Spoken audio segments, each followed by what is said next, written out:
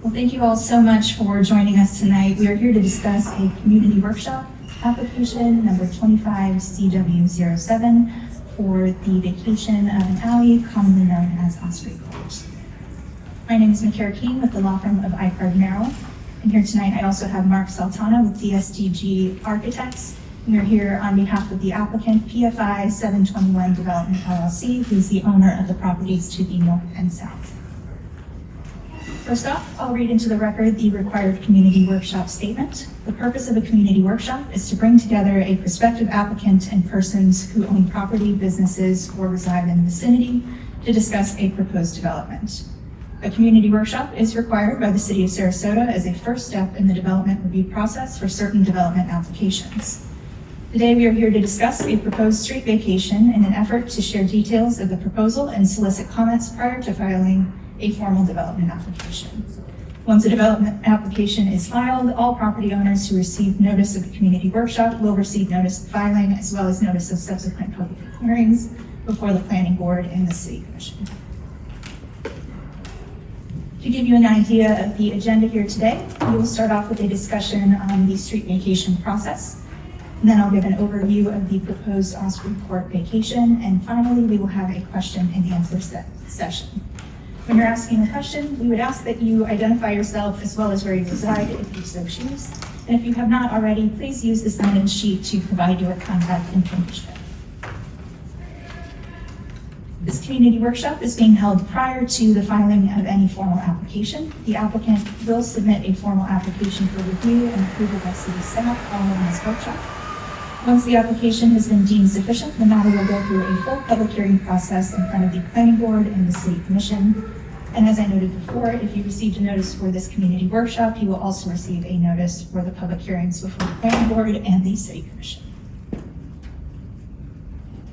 To summarize our request, we are looking to vacate the alley commonly known as Osprey Court, located south of Ringling Boulevard, west of South Osprey Avenue, and east of Cosmopolitan Court.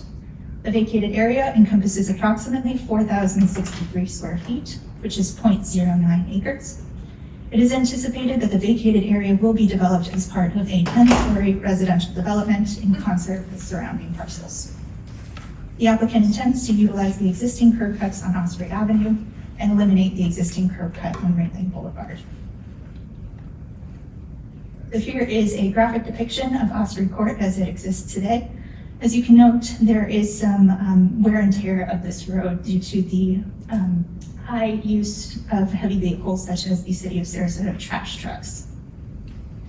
Here you can see it dead ends to Q Townhomes to the west, with the trash receptacles located at that westernmost terminus.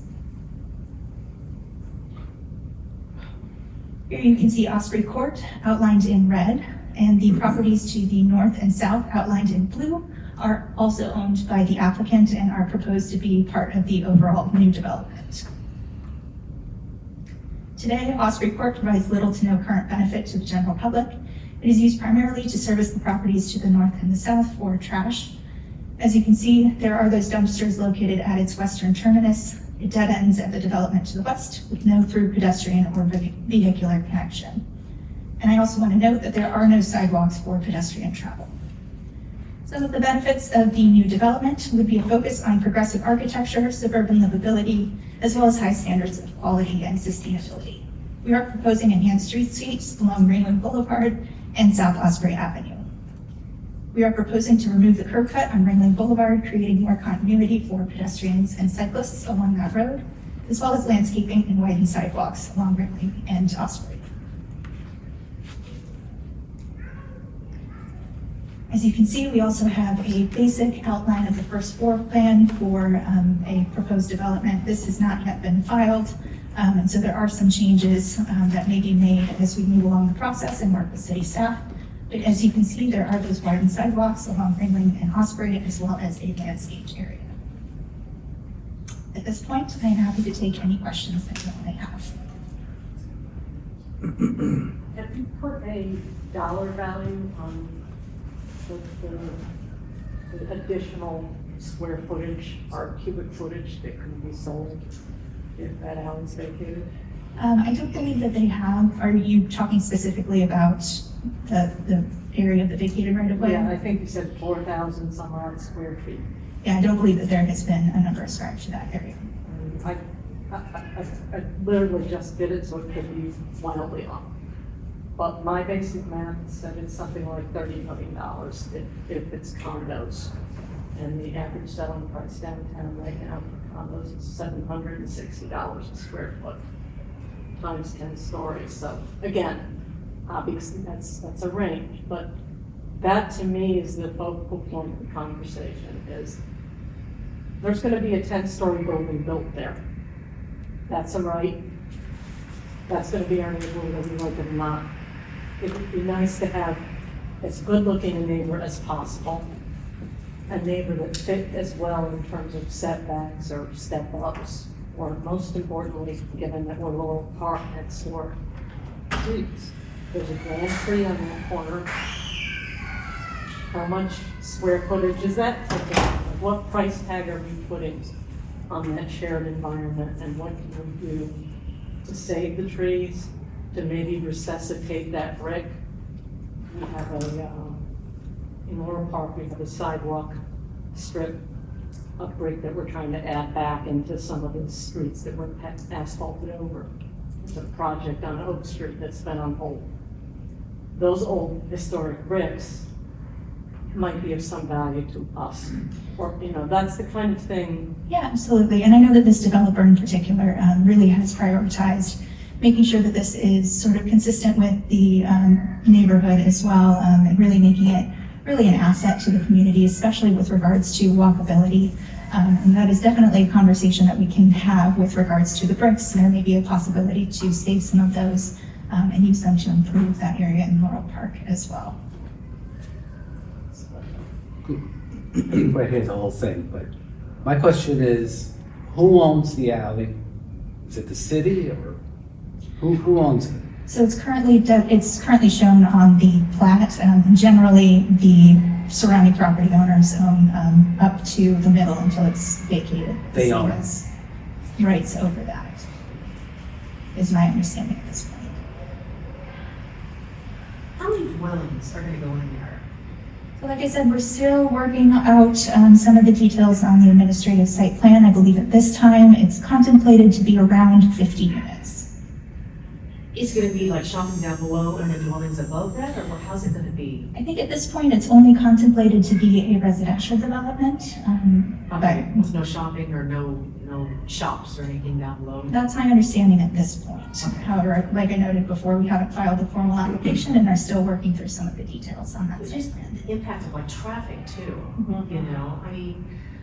I mean, we live at Cosmopolitan Court, so when Ringling, the roundabout was going on, everybody was going down Morale Street and everything, and that was just like a freeway every day, so. And with this project, it's just, 50 cars, 50 dwellings, it's just gonna increase the traffic around there too, so, yeah. Yeah, and we understand that, and part of what we're proposing too, you can see that that's eliminating that curb cut onto Ringling Boulevard, so it should help with the movement of that traffic through Now, that when you street. said curb cut, what do you mean by that? Just an entrance and an exit into the property from Ringling Boulevard. So there's essentially a driveway on Ringling Boulevard. Okay, because that's our enter and exit is on Ringway, at Cosmopolitan. Yes, So- yours is. So what about the bicycle lane and all that kind of stuff? I mean, So that's still going to continue through. Like I said, it would just be removing our curb cut that accesses our property. And so the pedestrians then would be able to continue through without having a disruption from vehicles entering on and off of Ringling. It would all be from So Osprey. this one shows like enter and exits off of Osprey, Yep, correct? and so that's going to stay. It's the curb cut on Ringling that's proposed to be removed.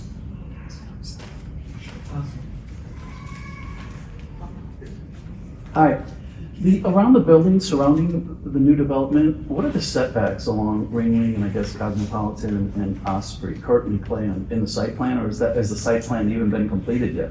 It has not yet been completed. Like I said, they're still working through some of those details, and so they'll determine that as part of that application, which has not been formally filed. I think what we heard when we voted to or influenced the council to vacate Fourth Way only a few weeks ago, probably about a month, the developer agreed to some pretty significant setbacks, 20 feet all the way around, canopy trees, et cetera, et cetera. And that is what actually got the residents and the city council over the hump of having a true public benefit. You listed up here a set of bullet points that describe the benefit to the developer, but not necessarily to the public. So I'm still trying to figure out what the benefit is to the public other than that, one entrance onto Ringling and potentially a nice, beautiful landscape walk space. Well, I do think that those are significant benefits to the city, and it's a discussion that we can continue to have with regards to that landscaping area and what people would want to see that would benefit their community and the sort of pedestrian friendliness around that area.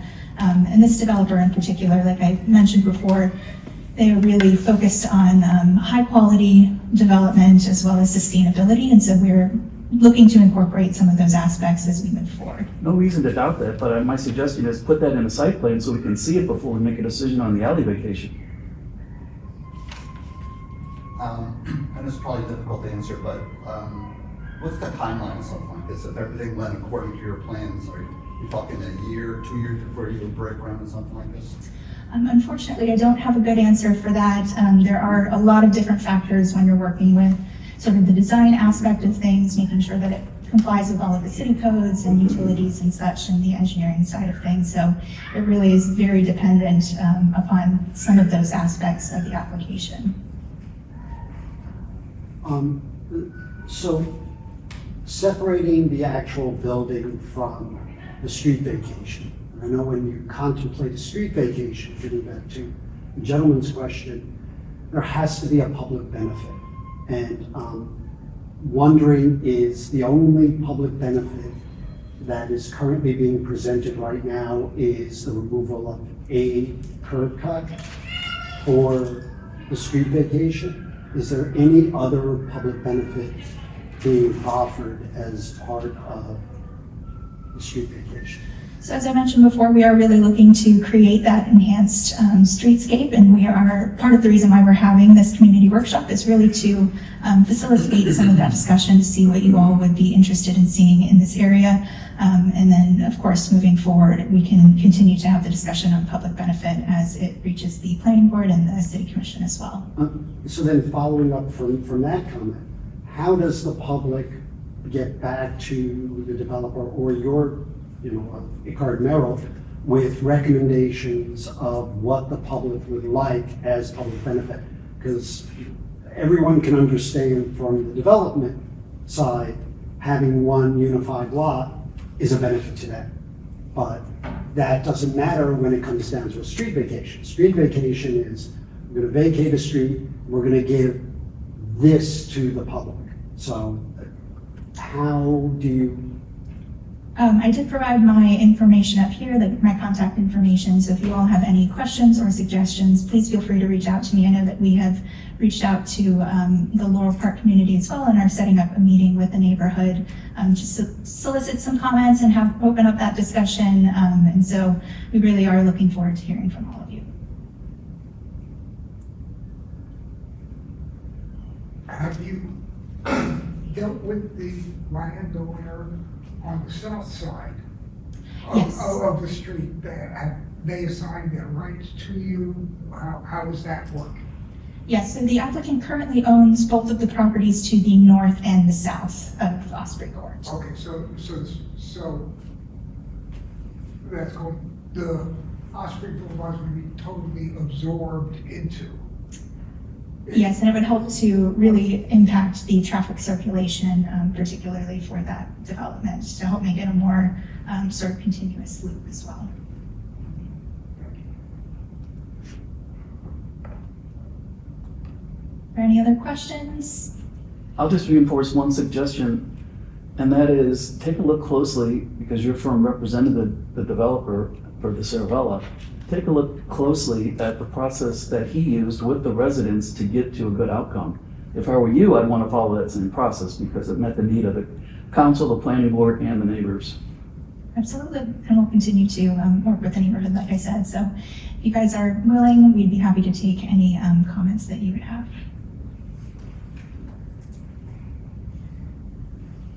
You have no further questions? I think that we can go ahead and close this community workshop. Oh, one more left. Directly across the street is another building. It's a low rise. I would assume they could put a high rise in there also. So does this plan take into account if a high riser is built directly across the street, what the impact is with, this alleyway and the rest of it? Yeah, the city would review any sort of development application for other property owners in the area, and so that would be taken into consideration as part of those future developments. They have certain rights as well for those properties as well. Is this also considering as a benefit to the community, the danger of people going Osprey Avenue like it's a thoroughfare, it's a speedway? It's very dangerous even crossing the street in our neighborhood, and I'm very sensitive to that. Would that be looked at as speed bumps, stop sign, proper crosswalks with lights like they have around something for us, because we need safety here. It's a scary place to be out and about walking. Absolutely, and that's something that will be looked at as part of the formal application. I know that the city engineer definitely looks at these safety aspects to make sure that it is safe for pedestrians as well as vehicles that are passing through. And so we'll continue to work with the city to make sure that any safety devices that can be installed that would be helpful, that are approved by the city, are done in accordance with the proposed development and the city regulations.